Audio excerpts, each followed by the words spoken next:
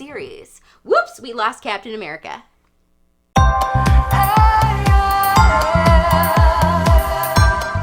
Hello everyone, it is Jazz here. Today I'm going to be sharing 5 book reviews with you. Sorry I haven't done a book review for a super long eternity of time, but I had to brainstorm a new book review format because monthly wrap-ups were really starting to stress me out for some reason, and then I'm not really an individual book review kind of person. That's just not something that floats my boat anymore. So I thought this year I would try doing a format where every time I read 5 books, I'm just going to review 5 books for you guys. So let's hope that this new format works and that you guys enjoy it. And let's just jump in. The first 2 books I'm going to review together because they are part of the same series, and that would be Sarah Plain and Tall and the sequel to that, Skylark by Patrica McLachlan. These are middle grade books. They are set in the late 19th century, I believe. They are mostly focused and told from the perspective of a young girl named Anna who, when her brother was born, her mother died, and so her and her father and her brother have been on their own, but then her father puts an ad in the newspaper to actually get a wife, kind of like a mail order bride situation, and then her name is Sarah, and it kind of rolls off from there what happens between Papa and Sarah. So at the beginning of the year, I just desperately wanted to read a middle grade book that would be very relaxing to read before I went to sleep. It was just a drive that I had, and I thought, and I finally realized that I needed to read the Sarah Plain and Tall books. I'm not going to say that I reread them because honestly, I don't remember as a young person actually reading these books with my eyes. I do remember that both Sarah Plain and Tall and Skylark were books that were read to me by my elementary school teachers. So I was very familiar with the literature through that experience, and I of course would watch the film adaptations of things in the series quite often. I still watch them if I catch them on TV because they are good adaptations and I highly recommend. But I think this is the first time I've actually sat down and read Sarah Plain and Tall and Skylark, and I enjoyed it immensely. There is a line in the first book, I believe, that Sarah says when Jacob, Anna's father, wrote her letters that she enjoyed reading the things in between the lines of what he was writing in his letters, and I feel like that kind of embraces the idea of what these books do, because I feel like a lot of what you read into it as an adult and enjoy about it, at least for me personally, was what I read in between the lines of what Anna was saying from her perspective, and how you really enjoy the dynamic of the characters through that. I just enjoy Anna's perspective as a young person observing adult relationships, and how she observes Jacob and Sarah's relationship is just so endearing and wonderful. Also, Caleb is the most adorable little boy in all of literature. Okay, maybe not in all of literature, but he's a freaking adorable little character that I just want to put him in a little bird nest in my heart. I've been reading Virginia Woolf, so just bear with me on my weird descriptions. I also liked particularly in Skylark, because Skylark is sort of about a drought situation that the family experiences and how they have to deal with that. I like how it dealt with struggle in a way where you really felt the struggle, but it wasn't too much of a depressing situation. It was a very nice balance of the emotions that people were feeling, and also, not making you feel like, this is painful to read. And I think that is because it is from a young person's perspective, and how she doesn't quite understand deep emotions, but she's old enough to know that something's going on. So I enjoyed both Sarah Plain and Tall and Skylark. immensely and thought they were wonderful, and I gave those 5 stars. Next, we're going to chat about Lady Midnight by Cassandra Clare, which is the first book in the Dark Artifices series. Now, because this is part of the greater Shadowhunter world, I can't deeply summarize this one because I do feel like you do need to read the previous books in other series to, you know, understand what's happening in this one. The general idea is that it takes place 5 years after the events in City of Heavenly Fire, which is the final book in the Mortal Instruments series, and it features the characters Emma Carstairs and Julian Blackthorne, which were introduced in that book. And so you kind of have to know the going-ons with their lives if you want to read it. Also, I would highly recommend you reading Tales from Shadowhunter Academy if you want to read this. I loved a good 90% of the book, but there was that little 10% that I was like, y'all, you're messing up my pacing 10%. I'm going to talk about that 10% first, and then we'll talk about the good things. So my main qualm, and probably my only qualm in summary, would be that it does contain probably more exposition and description than it necessarily needs. It had this habit of reiterating world building that we already know from reading at least 10 or 11 books, and at this point, it doesn't make any sense. Like, it made sense for Infernal Devices, that book, to do that because you kind of can read that book without reading the Mortal Instruments. But this one you can't read without reading Infernal Devices or Mortal Instruments. So you really don't need that reiteration. There are some things that I did think did require some exposition because they are in a new location. They are in LA, and the way things work in that particular location are a little different. Obviously, there are some different characters, and that was fine with me, but some of the stuff that we like already knew, I was like, come on, Cassandra Clare, we know this. Also, there were some scenes in there that I didn't necessarily think were imperative. Things that were just like general Shadowhunter educational moments kind of would break the flow of the thing that I liked about it, which is that it is sort of a mystery. My issue is that when the pacing in the Shadowhunters books, any of them, slows down for me, I start to notice some things that kind of make my eyes roll just a little bit, and I know people are going to come for me. I'm so sorry. Cassandra Clare has this crazy habit of describing people's beauty every 5 minutes, and like their eyes and the color of their eyes and blah blah blah, and these are things that I usually don't notice when the pacing is moving, and I find like kind of endearing when I'm invested. But when the pacing slows down, I notice them and I'm like, okay, we don't need the 4th description of how beautiful Julian is. We know he's beautiful. We also know what Jace looks like. We've read about him for long enough. You know, but things like that, I'm like, girl, that's just how that goes for me personally. Anyway, let's move on to the excellent parts of this book, which are when the action is great, it's awesome and great and fabulous.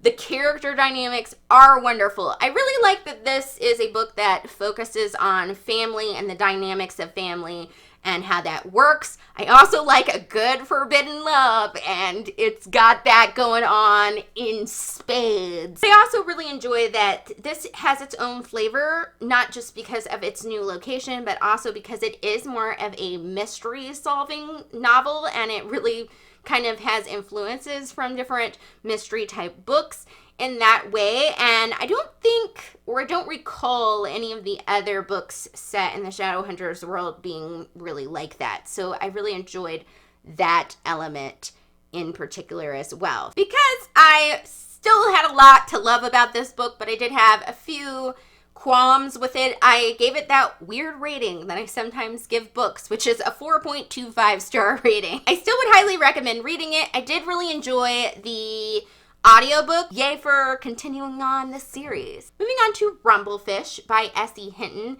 This is a book written from the perspective of a really tough teen named Rusty James. He really wants to live up to being like his older brother, who is nicknamed Motorcycle Boy, but Rusty just comes to kind of the realization that he's not really like his brother, and he ends up getting in trouble, and sometimes his brother can't get him out of it, and this book is actually kind of hard to explain. Okay, you're gonna have to bear with me on my review of Rumblefish, because honestly, this book confuses me. I'm confused on my thoughts on it. But let's just say that I'm a little disappointed with Rumblefish. I didn't expect it to be as good as The Outsiders. I didn't expect to love it as much as The Outsiders, but I did expect to like it. And I have to say that I didn't, well, here's the thing. It's not a bad book, but it's not good. The issue here is that the bones of this book are good. Like, I think it presents some good ideas, but the problem is the execution of that really falls through for me. And I can't specifically explain it because I feel like you would weirdly have to read the book, but a lot of the plot is very muddy. I feel like it was a book that was trying to, like, state a concept or say something with it. And not every book has to say something, I guess. But I felt like it was a book that was trying to, but it just couldn't put the thoughts together to, like, form the complete idea of what it wanted to say. And in addition, I would say that I found it very difficult to connect not only to the ideas that it was trying to present, but also sometimes to the characters and their feelings and connection to each other. So that was very confusing. And maybe it was supposed to be confusing because I think it is confusing to the characters, but I don't think it should have been confusing to me, if this makes any sense at all. One thing that I do feel like is Rusty James, the main character, still refers to his brother as Motorcycle Boy. Like, we never know what Motorcycle Boy's actual name is. Even though Rusty knows his actual name, he never states it. And it's really hard to connect to a character that's only referred to as Motorcycle Boy. But also, I think it's really hard to connect to the feelings that Rusty James has about Motorcycle Boy because of that. I know it's like a really small detail, but it did really bother me in particular because I feel like you could really have done a lot with the relationship between those two brothers if you'd just, like, let Rusty occasionally call his brother by his name. Also, the friendships in it are really odd, and I got the connections between the friendships, but they still didn't, I don't know, it just didn't tie in, and I think it's just because the plot doesn't really do anything. I didn't straight up hate it, and it was a quick read for the most part. I think I read it a little slower than I could have because I you know, had the struggles with it, but it was still a fast read and an easy read, and I did want to know what was going to happen. So I decided to give this the middling grade of 3 out of 5 stars.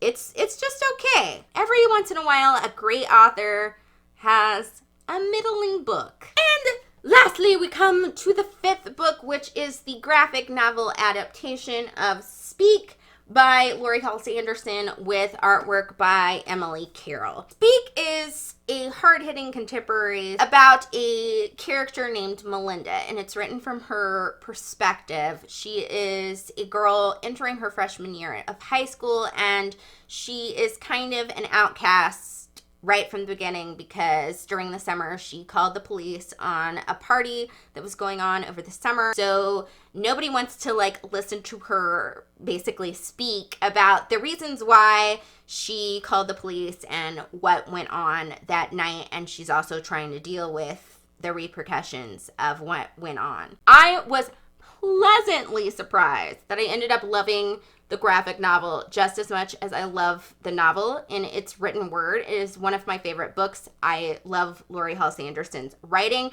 And of course, this graphic novel does feature a lot of her words, obviously, but the art by Emily Carroll is just so bomb.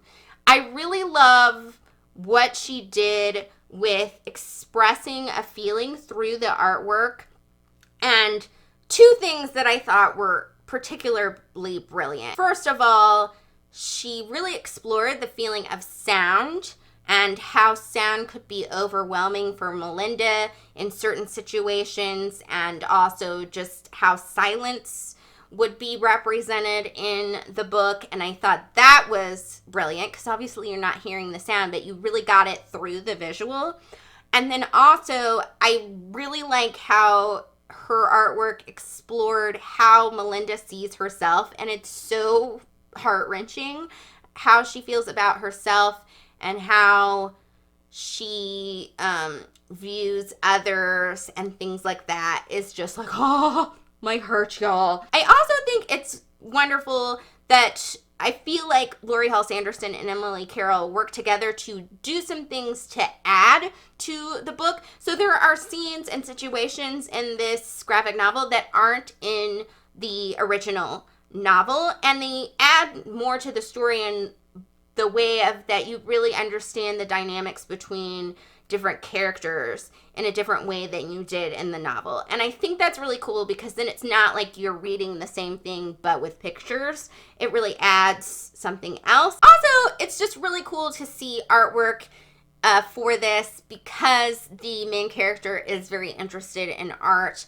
and so you can really see like what her artwork looks like, and it's not just like a description of what the author was trying to say. And so certain things can also be really striking because of that moment. So I think graphic novel is a really excellent way to tell this story. I felt like it was really well presented. I really feel like it hit home certain concepts through actually seeing things visually. And yes, loved it so much. And I gave this one 5 stars. That was my 5 book reviews segment. Let me know in the comments what you think of this new format of doing book reviews, if you liked it. And if you did like it, please drop me a comment, because that's what I make videos for, is hearing from you guys and chatting with you. So please let me chat. And also, if you feel so led, like the video, share it, etc., etc. So that is it for the day, my fabulous peeps, and I will see you all soon. Bye!